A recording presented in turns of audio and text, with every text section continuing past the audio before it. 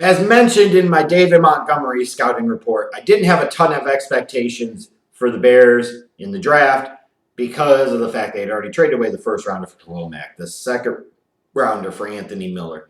I'm like, that's pretty good right there. And then to follow that up with David Montgomery in round 3, feeling pretty good about it, all things considered. But then for the Bears to be able to turn around in the 4th round and get a guy like Riley Ridley, the wide receiver from Georgia, I'm just still tickled pink and borderline giddy as a schoolgirl about it. Because when I look at Riley Ridley, he's got steal potential on him. That doesn't mean that's ultimately what he develops into being. But when I look at him, there are a lot of things that I look at and say he could be a future starter in this league for many years to come. And the Bears were able to get him in round number 4. And to me, that is crazy because I guarantee you this, based off of talent, based off of abilities, based off of projectability, there were wide receivers taken ahead of him in this 2019 NFL draft that were inferior as overall prospects, and that you could take to the bank. When I look at Riley Ridley, my scouting report on him and his biggest strengths, he's got enough size to play outside at 6'1", about 200-ish pounds, give or take a couple one way or another. But he's got enough versatility to be able to play in the slot as well. So he's not one of those guys that you say he can only play in the slot or he can only play outside. He can play all over as a wide receiver. What I really like about him is when you get into the route running. It's him and it's Hunter Renfrow that I thought were the 2 best route runners, pure route runners in the 2019 draft. I love his body control to be able to set up his breaks. A lot of guys will get sloppy with their movements and they will get kind of loose and all over the place with it. And I kind of equate it to the crossover in the NBA. Whereas people will talk about an AI crossover or a Kobe crossover. Yeah, they were smooth and they had adequate body control. And they also really carry too, but everybody carries in the NBA and has for a long time. And yes, that includes Jordan back in the day. Hell, that includes Magic going back before that. But I talk about great body control with a crossover. I think about he got skills himself, Tim Hardaway. His crossover was quick, it was explosive, minimal movement, but every piece of body movement that went into it was incredibly effective.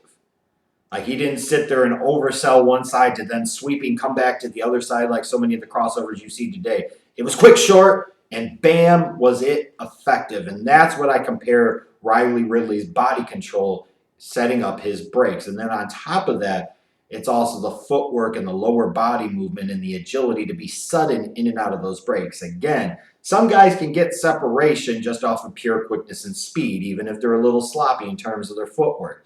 Riley Ridley not only has great body control to set up his breaks, his footwork is really top-notch. He's very sudden in and out of his breaks. And for a guy who's not incredibly explosive, he has the ability to separate. And when you're talking about wide receivers that you take in the 4th round, a lot of times you're talking about guys that don't have the size profile. Well, Ridley has decent size.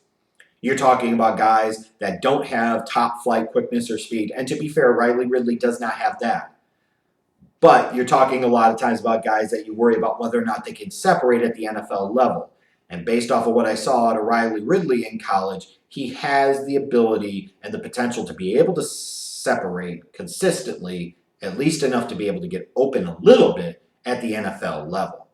He's got a pretty large and expansive overall route tree, certainly enough to where you can do a variety of different things with him within your offense. And what I really like about him is once he does get the ball, he runs hard after the catch, he runs with a little attitude, and he has some ability to make you miss. Like I was perusing the internet over the past few months and looking at different scouting reports and people talked about that he wasn't that great after the catch. I'm like, I don't know what you're talking about. Sure, he's got 4'8", 4'5'8", 4'6", 40 speed, but shit, Jerry Rice was a 4'6", 4'7" type of guy. That doesn't mean in any way, shape, or form that you can't be great after the catch. The guy combines adequate size for the position with running with some purpose after the catch, with the ability to suddenly stop and start, to jump back, to cut, to juke, to spin. Like, yeah, he's got some ability to make you miss. He's got run after the catch ability. If anything, it's unfortunate that he played in that Georgia system that didn't spotlight him nearly as much as maybe some other teams would have been able to do because if they would have been able to spotlight him and showcase him more, he would have shown and flashed that ability more, in my humble opinion. Now, what are the concerns about his game? I've mentioned already the lack of explosiveness and home run speed. Now, you can counteract that some ways with being a great route runner and being able to separate, like I think a Ridley type of guy can. That said, though, is he going to be a true home run hitter down the field? Is he going to be a true game breaker down the field? Absolutely not. That's never going to be his profile. One thing I saw with him, and I saw with so many of the notable wide receiver prospects in this year's draft class especially, body catching. Now, he was better at catching the ball with his hands and attacking the ball with his hands and catching the ball away from his body compared to a lot of other more notable or equally notable receivers in this draft class. But still, at times will allow the ball to get too close to his body, and that is typically a formula for drops.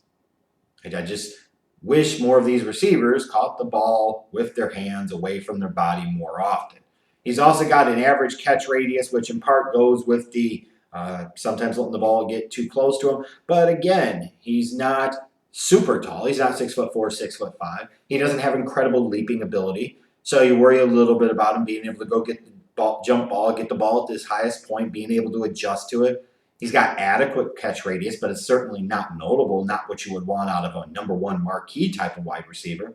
One thing he will have to work on, especially since he does lack that great quickness and burst, is he does struggle to get his self off against press coverage. Sorry, guys, it's kind of early in the morning when I'm recording this, so I'm stumbling over my words a little bit. But he can really struggle to fire his hands up initially, which also shows as a run blocker as well. He needs to get stronger and more violent with his hands. His punch as a run blocker is substandard. You see a little bit of desire and want to there. It's just the technique, the execution, and the play strength doesn't always show up. Similar to press coverage. If you get some longer corners that are able to get into him in terms of length, or you can get some shorter corners that are able to get up underneath him and get tight to his body, he's going to struggle to get off of that a little bit. And I would expect that to be a focus in his rookie season as he's working in practice, as he worked in training camp, is helping him to get better at getting off of the ball, getting off of press coverage. When I look at him, there are some elements you would look at and you say are very similar to his brother Calvin. I don't disagree. There's a little bit of me that sees a little bit of Cooper Kupp in him as well. If you remember a few years back, I was really high on Cooper Kupp. And when he's healthy, you could see the elements that Cooper Kupp brings to that Rams offense.